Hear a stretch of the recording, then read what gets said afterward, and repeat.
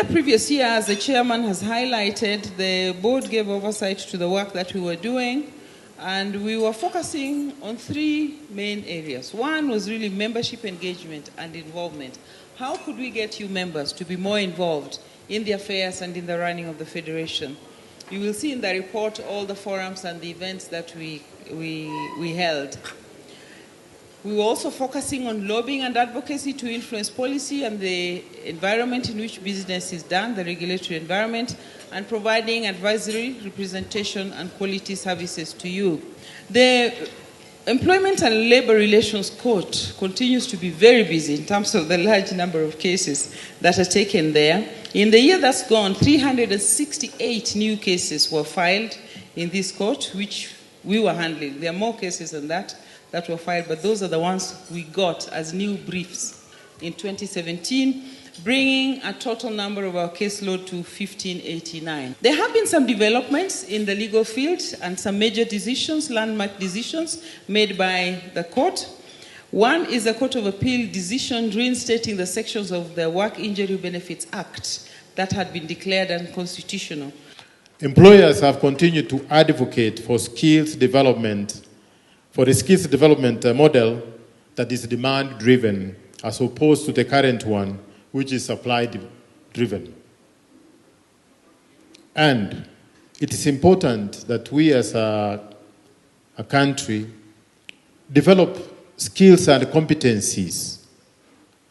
We do appreciate the efforts that the ministry is making, especially in the area of the National Industrial Training Authority, and the efforts that are being made by the various stakeholders to develop competencies.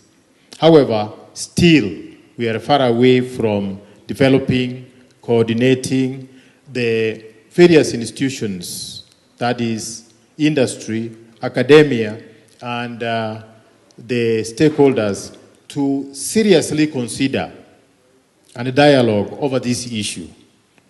Dear members, let us not just put the development of skills, development of competencies on the door of the government alone.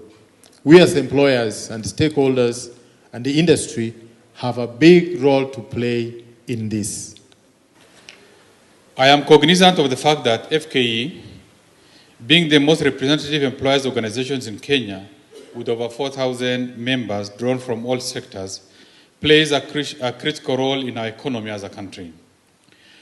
The government appreciates the immense contribution of the Federation to the general socio-economic growth and development of the country, in addition to job creation, as well as fostering industrial peace and harmony in the country.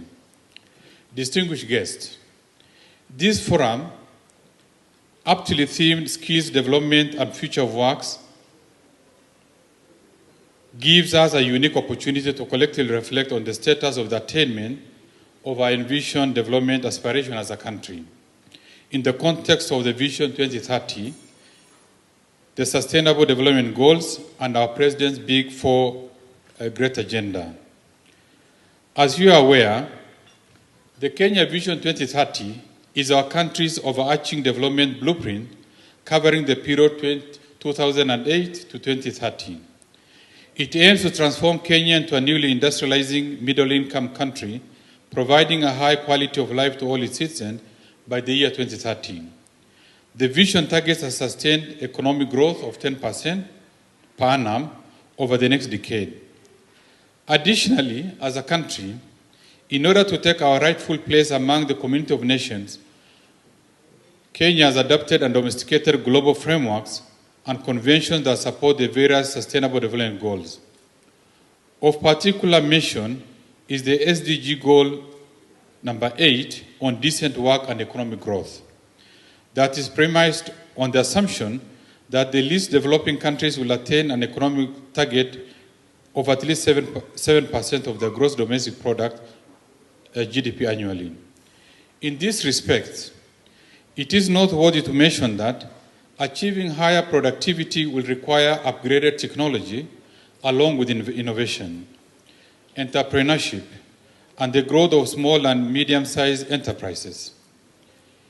In fulfillment of our commitment to these internationally agreed development goals, we have to operationalize a pragmatic strategy, particularly for youth employment, in addition to implementing the Global Jobs Pact of the International Labour Organization.